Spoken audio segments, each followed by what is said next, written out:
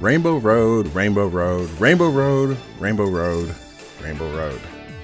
Yes, it comes in 5 colorful faces in Mario Kart 8 Deluxe, and although none of them are bad, the all-original design for 8 is the weakest one. You know, I'm actually starting to wonder if the Special Cup is just the weakest of all the original courses in Base 8. I'm sure for many, this course is peak. As I've noticed over the years, many consider all the Rainbow Roads to be peak, but this one kinda frustrates me.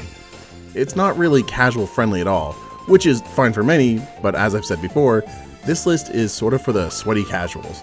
I like to take in a course, but I also like to go hard, and the first problem with this course is noticeable from the start of the track. The heavier your racer, the more likely you are to go careening off the track on any of the turns. The entire track is fairly hard turns, and it feels very punishing for someone like Bowser, DK, or even Roy. Many of the courses get wackier and more intense with 200cc, so I'm generally gauging my thoughts based on 150cc or lower, because that's the speed the tracks were designed for. But my lord, this is a nightmare on 200cc. The course is littered with a number of turns without guardrails, and even outside of 200cc, it's still a struggle. What keeps it outside of D or F then? Well, despite my issues with the favoritism towards sharper turning karts, when you do get over that hurdle, making the sharp turns can feel like you've learned how to make this track bend to your will.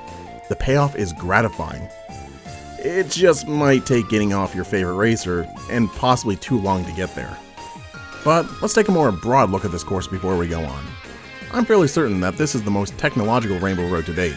The road itself is a series of tiles, which to be fair happens a few times even within this game, but it's clearly lit up by panels that were installed onto the track.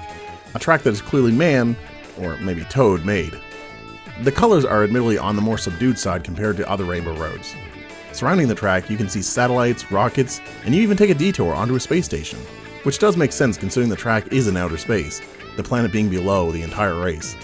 This technology-based version of Rainbow Road truly sets itself apart from any others in the series. Honestly, it does earn some points for that too, but on a personal level, I've always felt like Rainbow Road was supposed to feel magical. Maybe it's just because I've played Mario Kart ever since the inception, but something about being so far removed from that magic, with its more subdued colors, just doesn't do it for me. Though it does feel like the track was designed to make sense of the anti-gravity tech made in-world, so it'll get some props for that at least. The track actually switches a few times between anti-gravity and regular driving, but you'll definitely spend more time with the wheels up, which is fitting in Mario Kart 8's own unique take for Rainbow Road. Though you do spend a little bit of time off the titular track to drive through a space station with a split track that rotates in opposite directions. It's so quick of a break from the main road, I'm unsure how much getting stuck on the wrong side really matters though, but it does give players something to look out for. From there, you choose a path along a split road. It's again a lot of twists and turns that can be very punishing, but if you're taking the upper route, you can sometimes drive off and land on the lower, getting ahead of other racers. Unless you're bad like me. But honestly, that's a good thing. I've always liked shortcuts that reward the player for getting better. If you're not planning to jump off, both routes are pretty much the same distance to drive, which is pretty normal. Mario Kart 8 likes to create splits on the road more for show, offering little difference. It's helpful not to overclog the road sometimes, but it's effectively the same.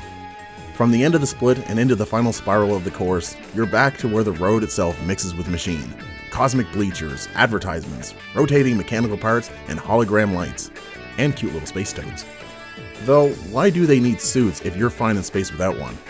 It all culminates at the start and finish of this track, like a technological peak of the Mushroom Kingdom.